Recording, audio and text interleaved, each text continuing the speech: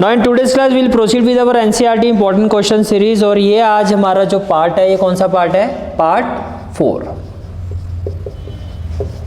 4 of NCERT important question series.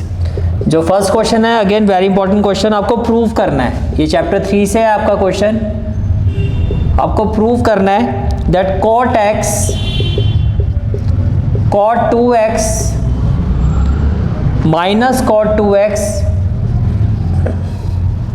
Into cot 3x minus cot 3x into cot 2x equal to 1। Again I think cot 3x into क्या है? cot x equal to 1। ये आपको prove करना है। Again very very very important question. तो देखो, जब भी ऐसा क्वेश्चन आता है, इसमें सबसे पहला स्टेप क्या होता है कि ये जो एंगल्स आपको दिखाई दे रहे हैं, इसमें सबसे बड़ा एंगल क्या है? 3x। और उसके बाद क्या है? 2x और x। तो क्या मैं 3x को ऐसे ले सकता हूँ 2x प्लस, इसको डायरेक्टली नहीं कर सकते आप कि लेफ्ट हैंड साइड लेके सॉल्व करोगे कुछ राइट हैंड साइड में आ जाएगा। इतना बड़ा तो कुछ आइडेंटिटी वैसे भी नहीं है आपको पता।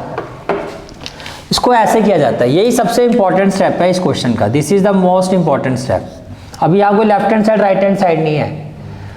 अब क्या करोगे? Multiplying both side by cot. मैंने क्या कहा? Multiplying both side by cot. तो ये क्या हो जाएगा?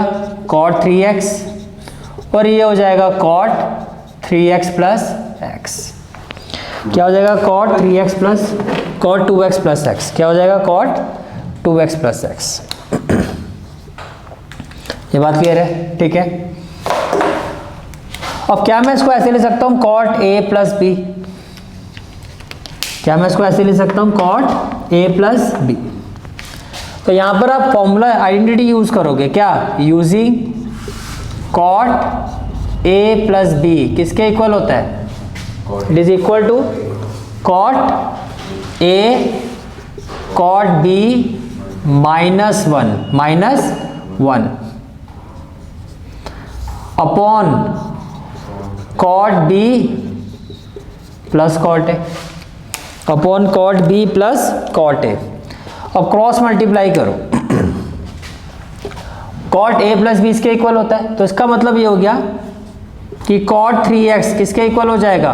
cot a प्लस b की जगह क्या आ जाएगा? cot a, तो क्या लिखोगे? cot 2x into cot b, तो cot x minus 1 upon cot b that is cot x और प्लस में cot a that is cot 2x। ये बात कहानी क्लियर है? ठीक है। क्रॉस मल्टीप्लाई करो तो ये क्या हो जाएगा? cot 3x into cot x, तो cot x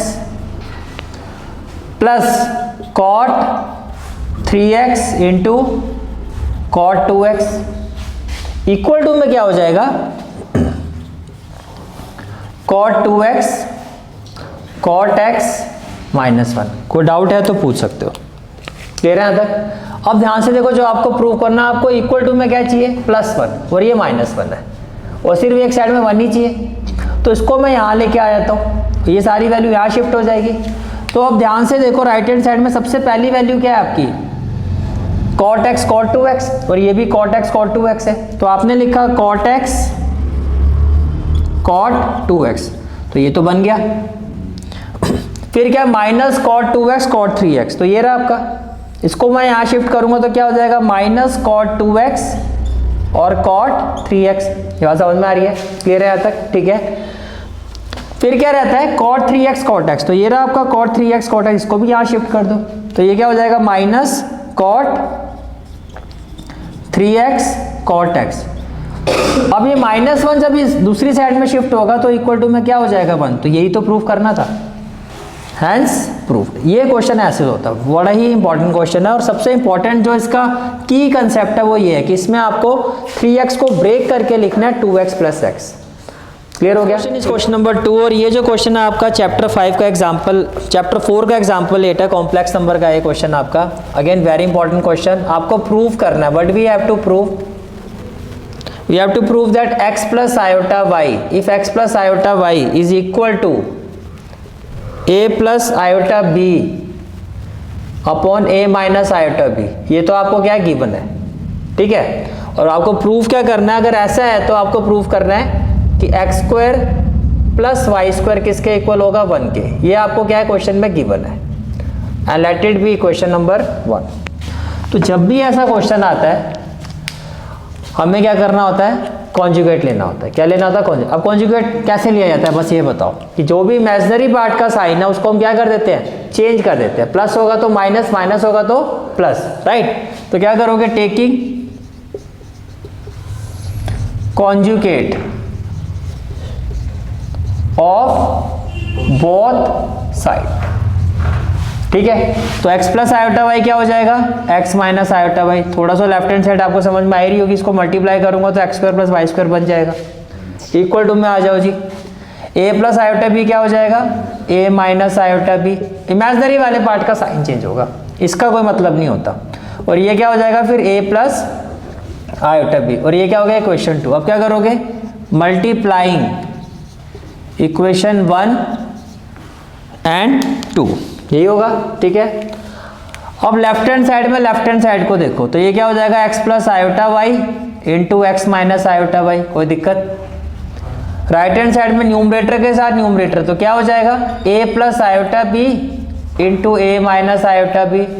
डिनोमिनेटर के साथ डिनोमिनेटर, इसको भी ऐसे लिख लेते हैं, a plus iota B upon A minus iota B.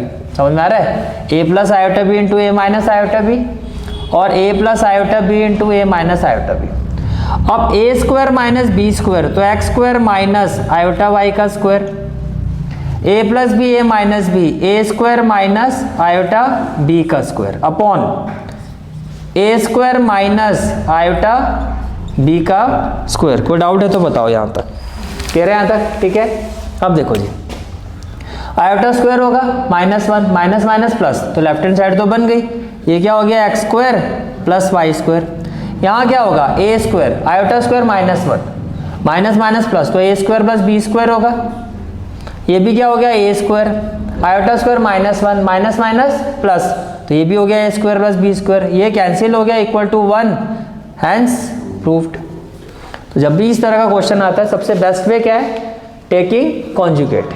Conjugate low, directly उसको सॉल्व कर दो। Question number 3 again very important question, और ये क्वेश्चन आपका चैप्टर 5 लीनियर इनइक्वालिटी का एग्जांपल 13 है। क्वेश्चन देखो क्या है आपका, very very important question. Question manufacture है 600 litre of A 12% solution of acid.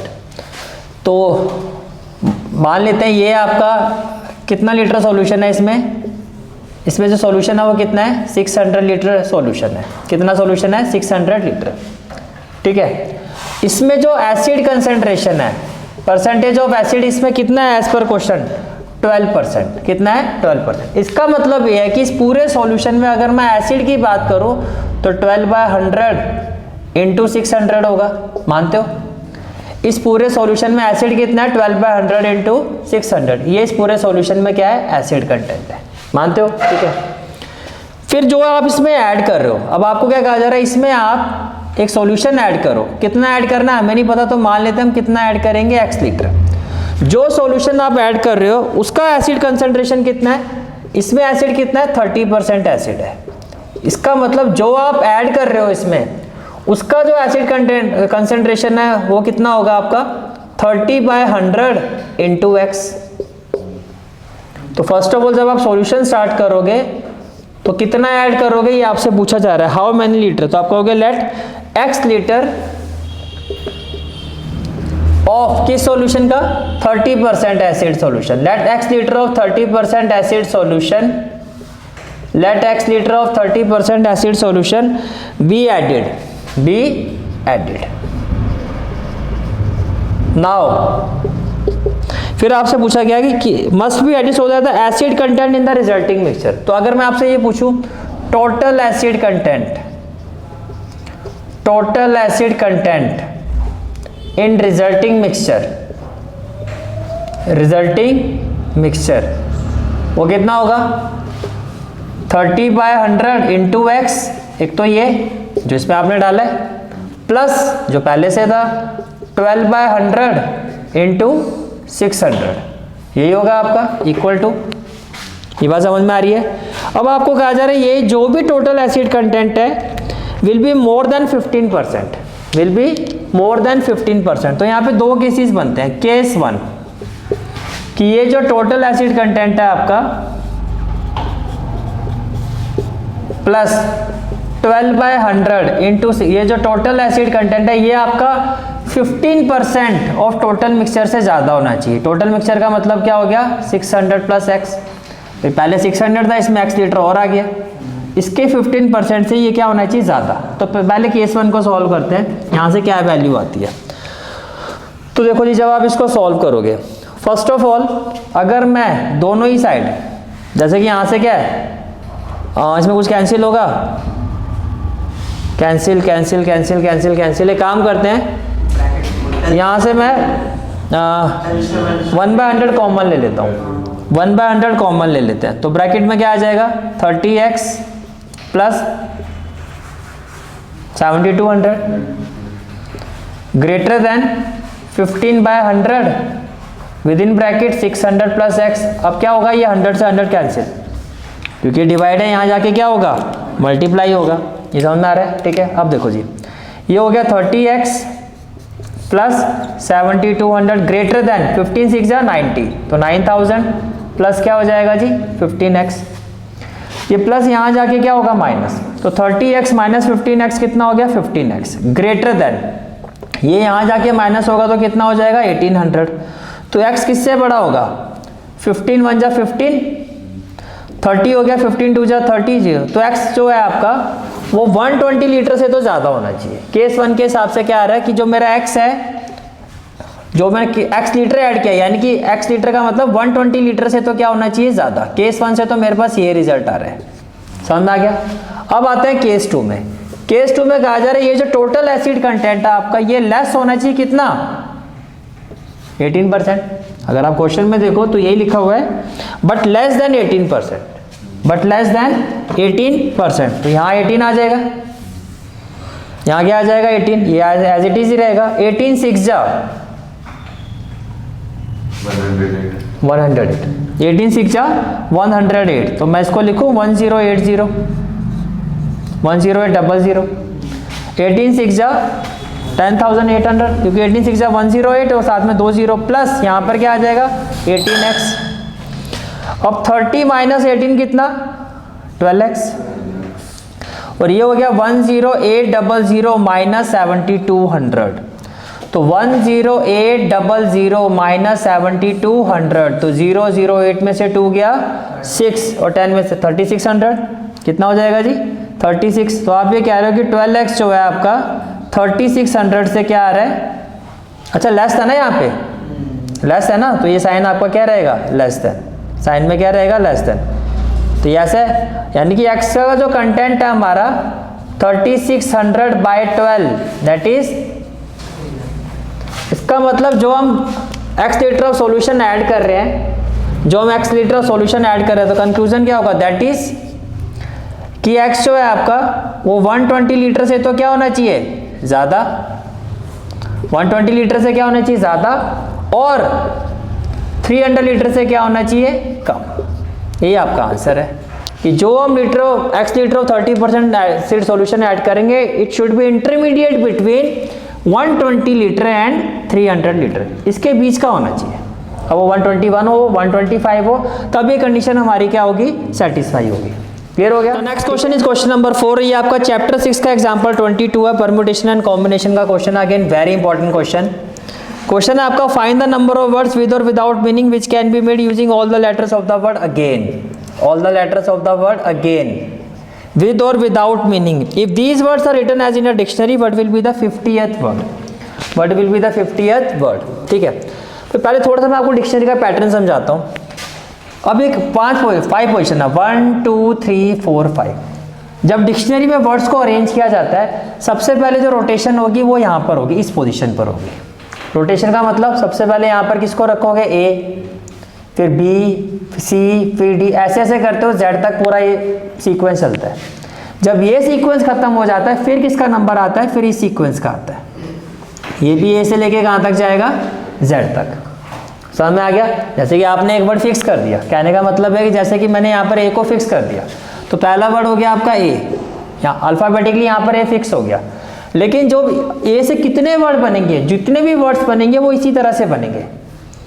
पहले ये वाला जो पार्ट है आपका, इसमें ए से लेके जेड तक, अब इस वर्ड में जो भी वर्ड्स है ए, जैसे कि यहाँ पर पहले क्या आ गया, ये तो ए फिक्स कर दिया, तो बाकी के कितने वर्ड्स बचे, मान लो इसको फिक्स कर दिया तो ये 4 बचे ना, तो पहले यहाँ पर क्या आएगा ए, पहले यहाँ पर क्या आएगा ए, फिर ए के बाद क्या आएगा जी, फिर जी के बाद क्या आएगा आई, फिर आई के बाद क्या आएगा एन, इसके बाद तो कुछ नहीं बचा, नहीं बचा ना।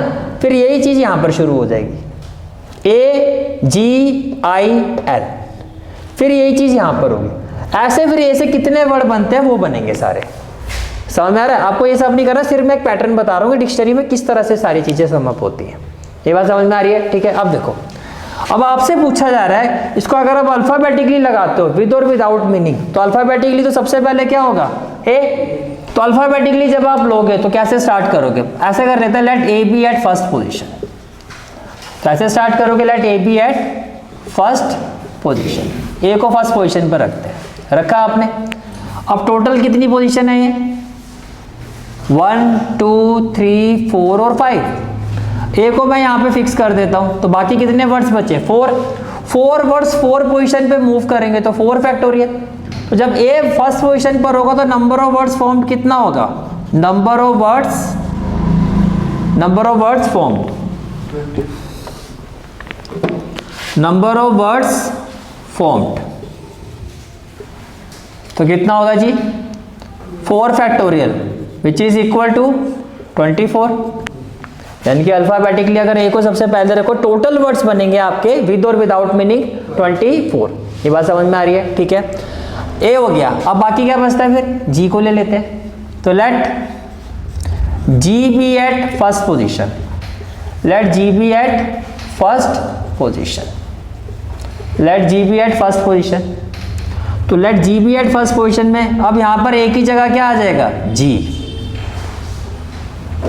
अब ध्यान से देखो, वर्ड्स तो अभी भी पोजीशन तो 4 है, 4 अल्फाबेट्स है, 4 फैक्टोरियल, लेकिन अब आप देखो कि 2 आपके ए जो है वो सेम है, 2 लेटर्स आपके सेम है, क्योंकि दोनों ही मूव कर रहे हैं।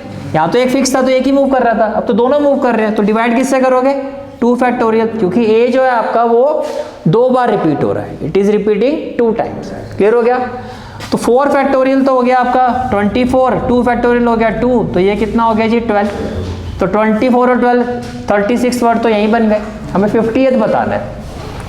जी वाला भी हो गया। अल्फाबेटिकली अब क्या आता है आई, तो let I be at first position, let I be at first position.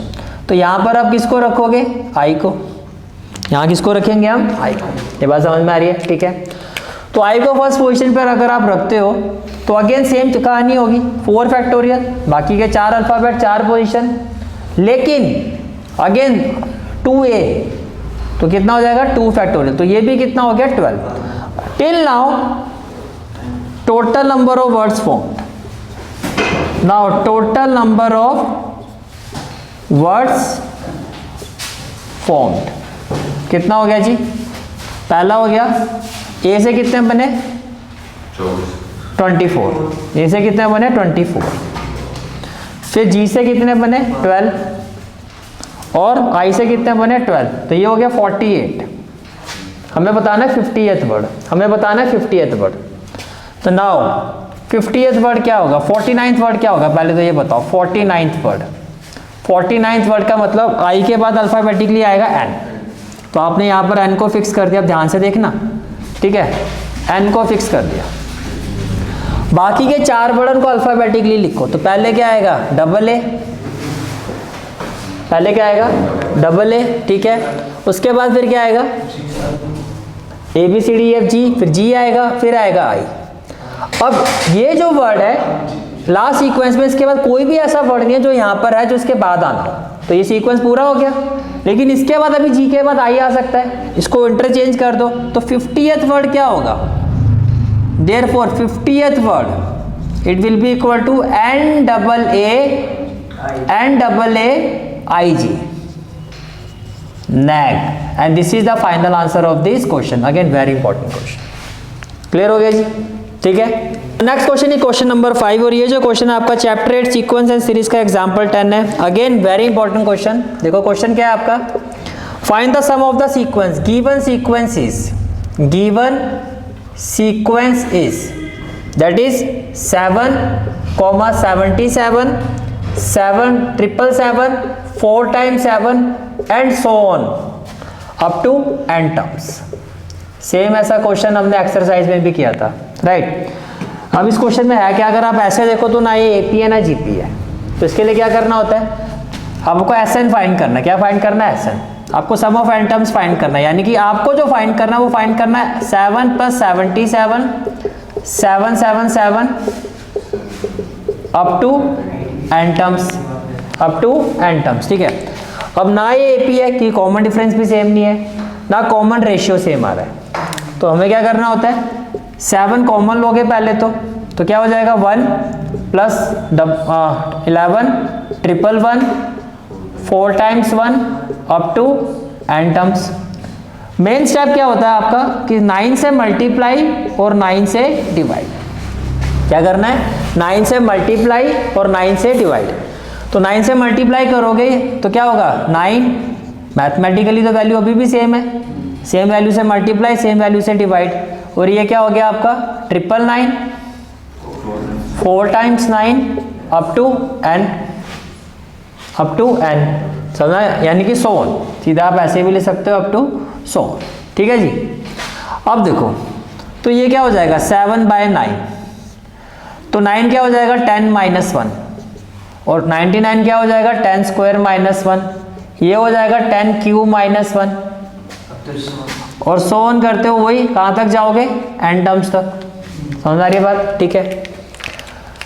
तो इसका मतलब ये हुआ कि ये हो गया 7/9। फर्स्ट वाली वैल्यू को देखो 10 + 10² + 10⁻³ और कहाँ तक टिल n, माइनस 1 को 2 टाइम्स ऐड करोगे, जैसे ये हो गया क्या 1 + 1 + 1 अप टू n, ये कुछ ऐसा बन गया, ठीक है। अब ये आपका क्या है, this is a GP having common ratio equal to 10, यानी कि r जो है आपका वो 1 से बड़ा है। ये क्लियर हो गया। और ये तो डायरेक्टली आपको समझ में आ रहा है कि 1 को जितनी बार हम ऐड करते हैं उसी के इक्वल, 2 टाइम्स ऐड करोगे 2, 1 को n टाइम्स ऐड करोगे तो ये वैल्यू तो आपकी क्या हो जाएगी n, ये वैल्यू क्या हो जाएगी n। ये बात समझ में आ रही है, ठीक है। तो ये क्या हो गया आपका, इट इज इक्वल टू 7/9। अब ये क्या हो गया a, यानी कि sum of n terms when r is greater than 1, तो क्या होता है a r⁻n -1 अपॉन r -1। तो a क्या है 10, r क्या है 10, r⁻n तो 10⁻n -1 अपॉन r -1, तो ये हो गया 10 - 1, और 1 को 10 टाइम्स ऐड करोगे तो n। तो फाइनल आंसर जो आएगा आपका वो किसके इक्वल होगा 7/9 विद इन ब्रैकेट 10⁻n -1, 10 - 1 कितना हो गया 9 और -n, and this is the final answer of this question. Is it clear, ठीक है। This is for today's class. I hope you like this class, and if you like this class then do like, share and subscribe my channel, and don't forget to press the bell icon. Bell icon press करने से क्या होगा, जो भी मैं lecture upload करूंगा you will get the notification of that lecture. Thanks for watching this video. जहाँ तक आपके मैथ्स कोर्स की बात है, कंप्लीट मैथमेटिक्स कोर्स की जो प्लेलिस्ट का लिंक है वो आपको डिस्क्रिप्शन सेक्शन में मिल जाएगा। So bye, take care and have a great day.